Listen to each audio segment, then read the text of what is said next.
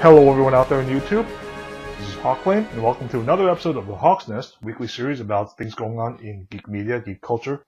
And I think that this time around, I'm going to do a bit of a comic book review of sorts. And I recently got my hands on, I'm a little bit late to the party, a couple of weeks at least, I recently got my hands on the start of DC Rebirth over here.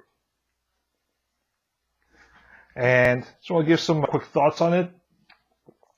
As someone, I don't know, a lot of people didn't really like New 52 DC, but I don't know, I thought there were some interesting things done with it. I think that it struck a decent, to me at least, a decent balance between the hopeful and the grim and gritty. But at the same time, I kind of do welcome more of a return to form.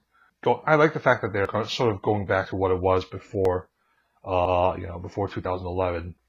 As far as this issue goes, I think that there's not a lot to say. It's a lot of setup. Let's concentrate on Wally West here, is basically the main character, the narrator for the series.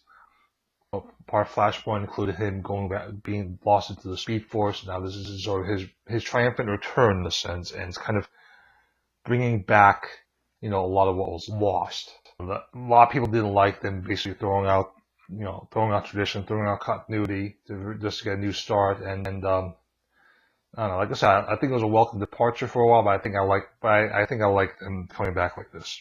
One of the things I liked seeing the return of Jaime Reyes.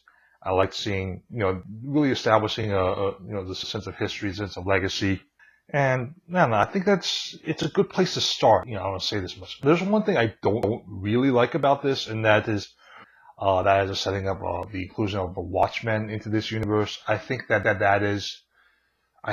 a mistake right now. I think that's too different. I think that's really the core of Watchmen, the main message of Watchmen, is something that while I understand and appreciate that message, it's something that really belongs outside of DC Comics, really in its own thing. It's very much like what I said in my Civil War review, that certain things, you don't.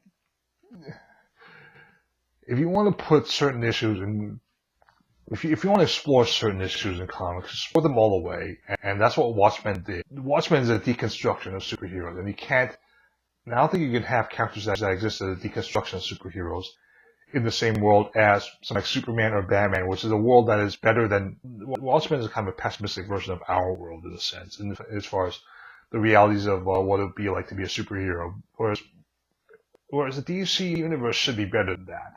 Not, or should be more positive than that, I want to say.